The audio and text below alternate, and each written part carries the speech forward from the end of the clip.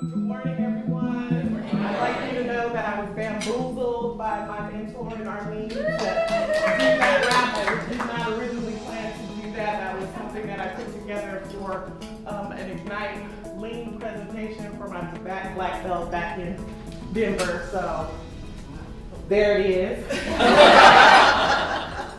My name is Heather Powell, hail from Denver, Colorado, born and raised, like I said. I am the Independent Living Program Manager, and I, like many of the fellows, my title changed from the start of the program. So I'm there as the Team Decision Making Coordinator, and now I'm the Independent Living Program Manager. So I oversee safety and pathways in our young people 14 to 21. So that's really where my passion lies. And so I appreciated hearing all of the presentations today. The name of my presentation, of course, is Unlocking Permanency, Navigating the Myths of Emancipation. And so it's just one of my favorite quotes that I have up there, but what I'm gonna kind of go through today is I'll give you a little bit of a glance of what Denver looks like, and of course what my lovely Pico was, and go through kind of what my project was and what I did, and then moving forward as far as next steps and how I kind of felt about the program. So these are some of the terms that I will use throughout my presentation. Of course, you have them there in front of you. So if there are any other acronyms, because you know we love acronyms, that come up, please write them down, and I will explain them at the end. I was realizing when I was going through my presentation last night that there were a couple that I did not include in here. So, Colorado. We are a state-administered county-run. So the state oversees, there are 64 counties, as you kind of see there. And the Division of Child Welfare oversees our welfare practice and provides the policy direction and 80% of our funding. Currently, there are 654 kids in out-of-home placement in Denver County. And so this is kind of what the ethnic breakdown is. 299 Hispanic, 170 Black, 120 white, 7 Asian, 47 that identify as multiracial, and then 11 that chose the other category. Of those 654 kids that are in out-of-home placement, there are 116 youth over the age of 15 in care, and of that number, 69 youth with OPLA-GOs. I think most of you use ACLA, but we use OPLA in Colorado. And so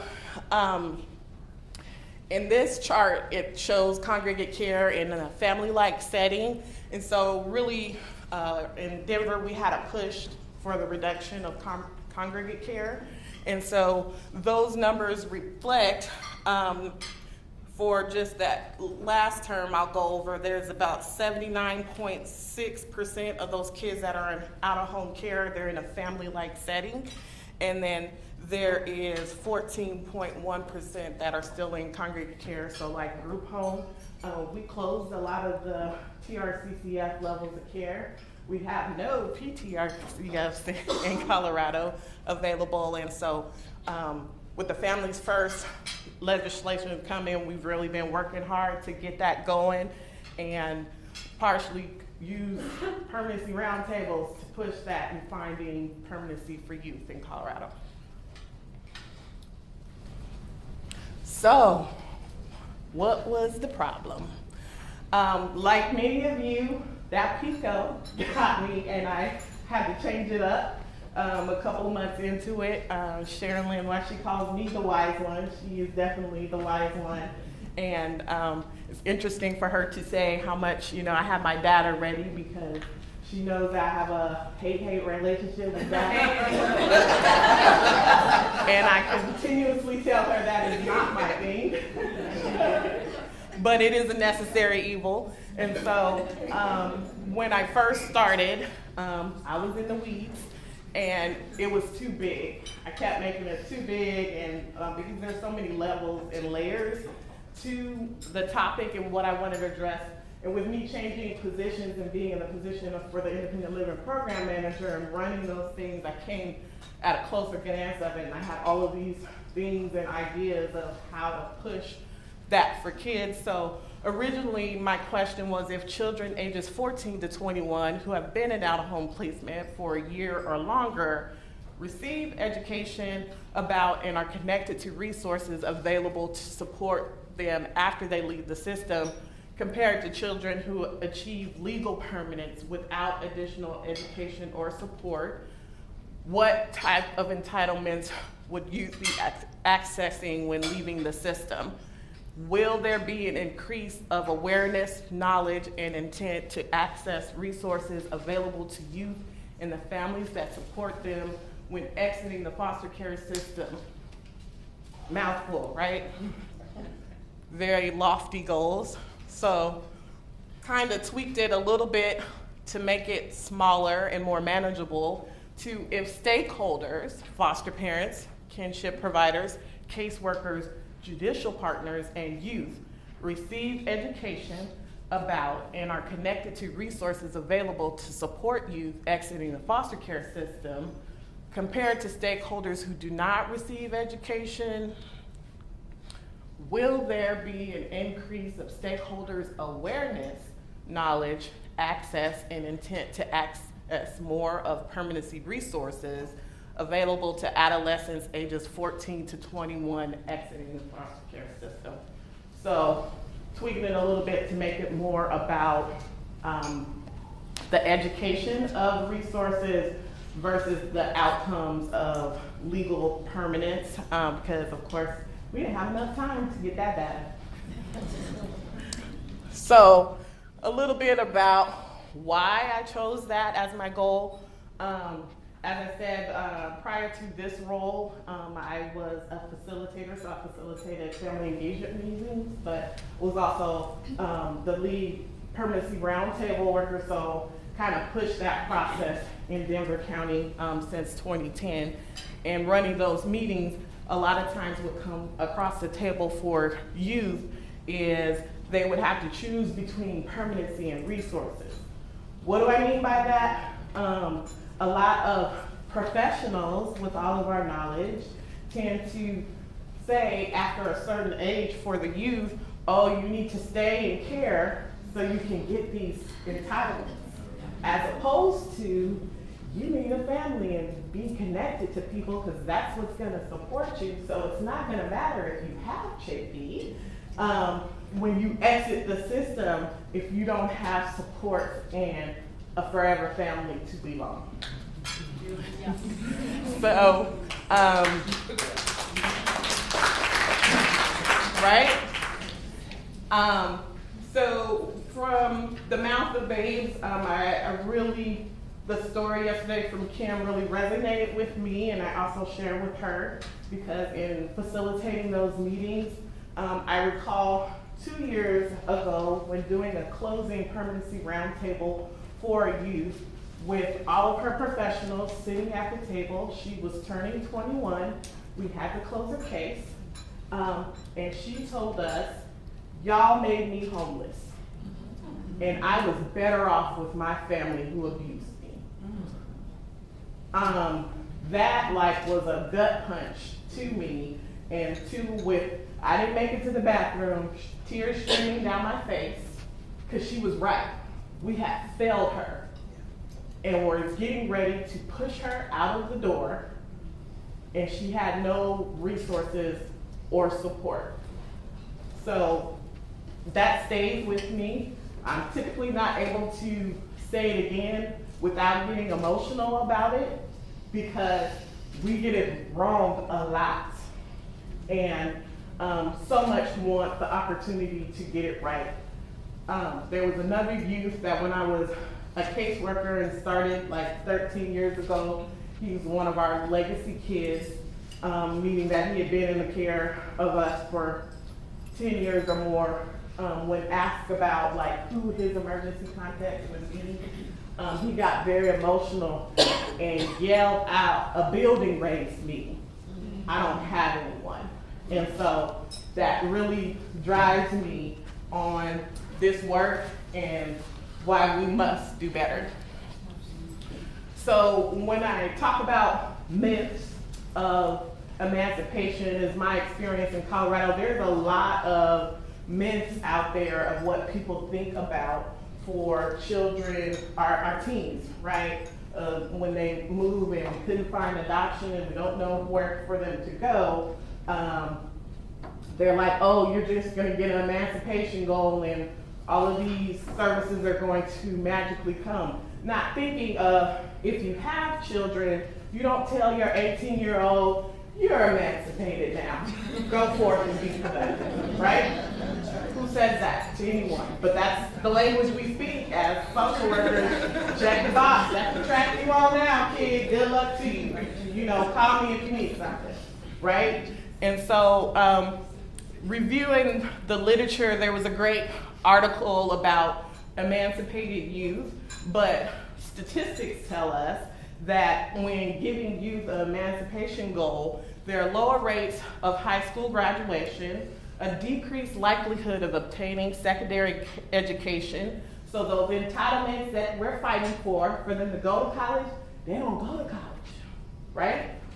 Higher rates of mental health concerns, and an increased risk for homelessness, i.e. we waited down to the last minute and aged them out and closed the door. So in this article, it was examining the use of an emancipation checklist to be used in court, and it was designed to provide guidance and accountability for stakeholders, ensure that the youth voice was there in planning, and help youth better prepare for successful emancipation.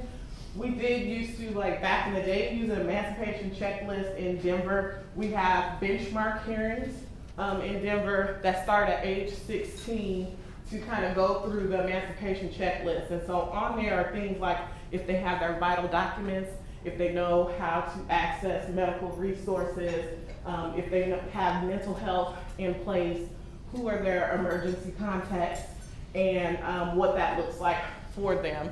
And so during the benchmark hearing, it's supposed to be more personal, so the judge will come off of the bench and go through the checklist with the youth. So it's supposed to be felt as more informal and really kind of connect with the youth and engage them in that way of, yes, do you want this? No, you know, do you know how to do this? And then usually the youth GAL will buy them a meal, whatever they want. We had a youth that said they wanted Cheesecake Factory, so they bought them Cheesecake Factory to share a meal with the team in judges' chambers. So the kids come to kind of like that experience. And it's a way to kind of engage them and get them involved in court, because how many youth that we have that, you know, they're just like, you guys are gonna do whatever, I'm not coming to court. So for my project, what I did is to kind of see what information was out there, because I recognized there's a need to educate, but before I did that, I wanted to be very thoughtful about how I went through that, because emancipation, our teens are not new, and for some reason we're still not getting it, so I kind of want to know what was out there before I started to develop how to take that apart and dismantle them for them. So I came up with a 4-question survey, and it was sent out to foster parents, attorneys, judges, probation officers, caseworkers, and youth. I had about 300 surveys that I sent out. Of that, I got 68 back. And so Sherilyn is such a little educating cheer mom that she's like, that's good, that's good. And I'm like, that's terrible.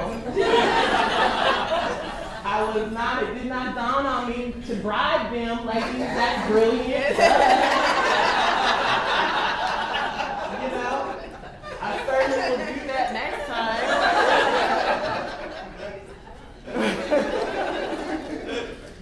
So, what did the survey say? The first question I had on there was what their role was in working with youth. And as you can kind of see up there, out of the 68 that I had returned, I had one judge, 0 attorneys though. 0 attorneys. One judge. One judge. Yep, give it up for the one judge.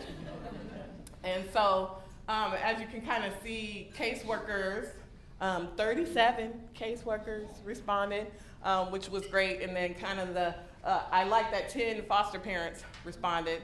So I kind of thought, okay, that's a little good, I guess.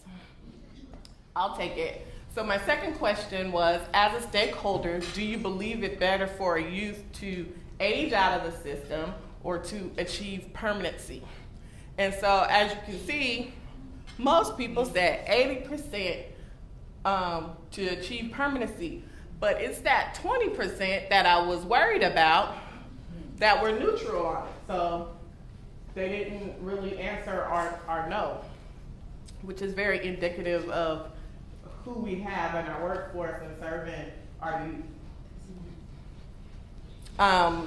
The last question that I had on there was, to the best of your knowledge, which youth populations are eligible for the following services? So I had this grid, and they could answer that these services were either for youth reaching permanency only, meaning, adopted, APR, those routes, or youth aging out only, or both.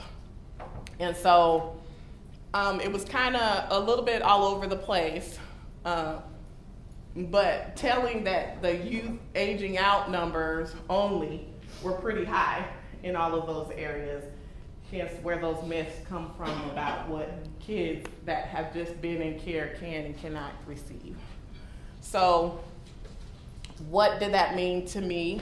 I guess this was my last question. As a stakeholder, do you feel that you know enough or more information about resources and entitlements available for you transitioning out of the foster care system? And people were honest, and 85% said that they did not know. But that's still that 15% that said that they did. Can't even blame it on the attorneys this time because they didn't respond. So I thought that was good. So once getting that information back, it kind of confirmed what I already knew to be true, that more education about what resources are available were needed. And so as in my role now, I'm putting together trainings to educate the masses about what CHAPE is, what entitlements are available, and plan to get continuous feedback, because the turnover, I think, is part of the problem, because like some of the older seasoned workers that have been there are not there anymore, and the millennials don't stay. And so, by the time you get the information, they're like out of here. So, sorry millennials if there's any in the room, sorry.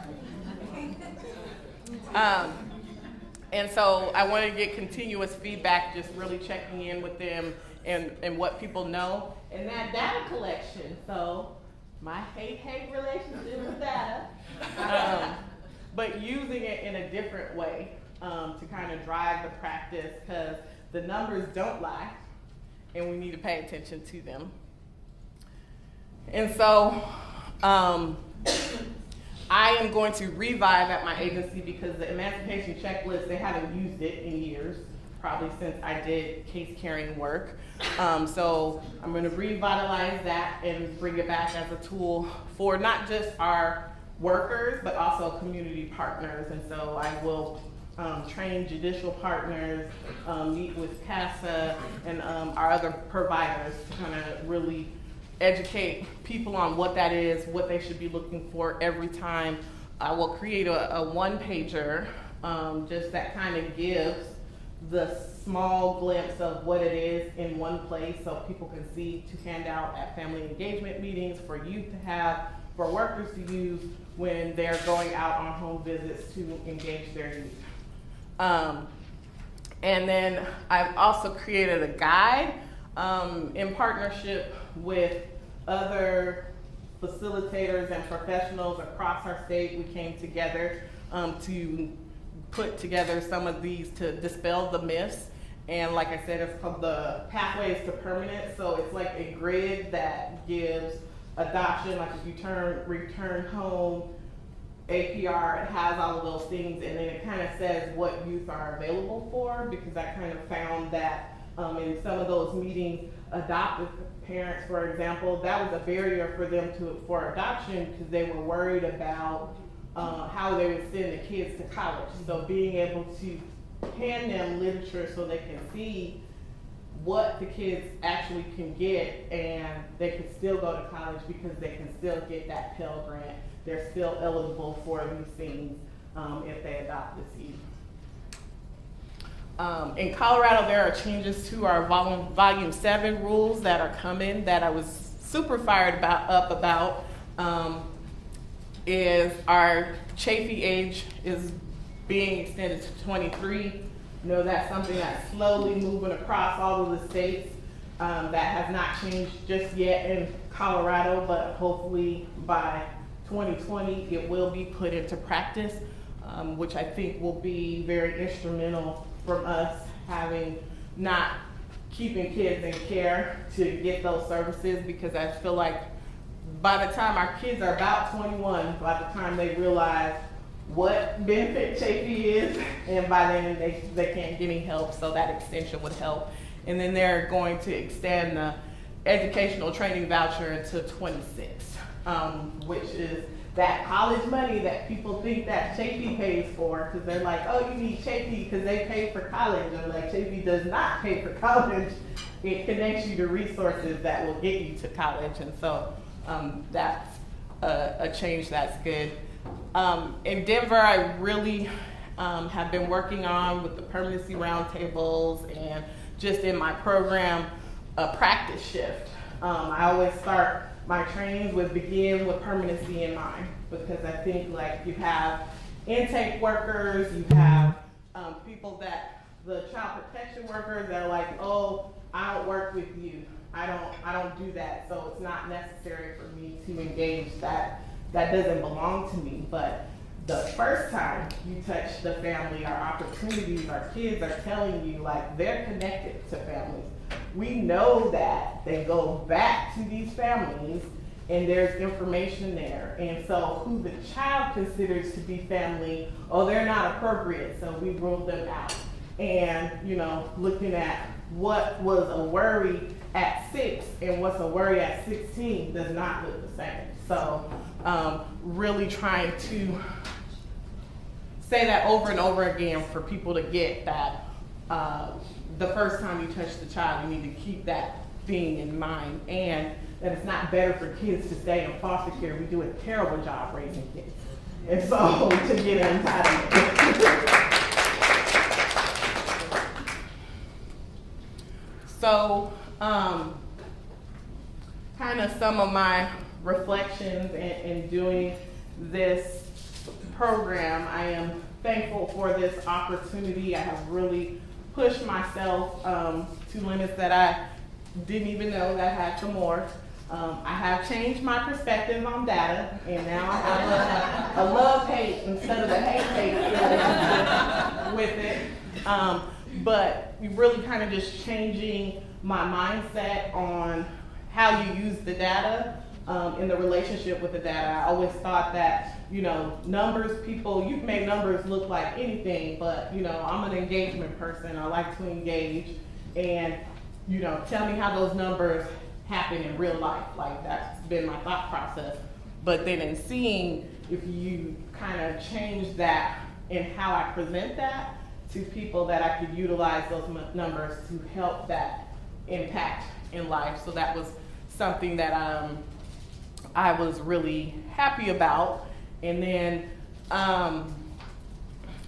my quote here is, stay patient and trust your journey.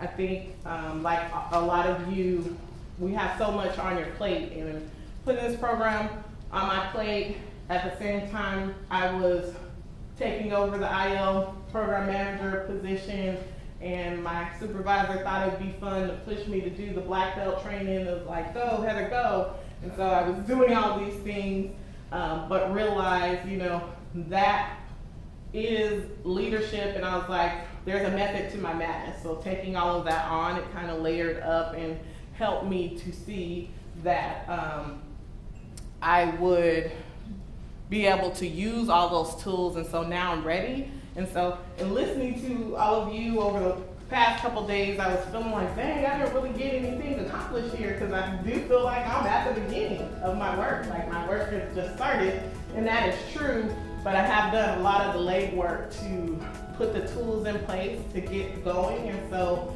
I'm thankful for this opportunity. I was a bit worried when we started this project, and I remember telling you, Sherilyn, the stuff that we need to change about this program. We'll talk about that later. There's highly probability. But, I was worried about how data heavy and research oriented the project was, because in some of it is like over my head, but really am appreciative of that, because how else would you learn the leadership qualities that you need to know if you didn't have something you were working on that was tangible and kind of bump your head through it? And so I get it. I totally get it. Thank you.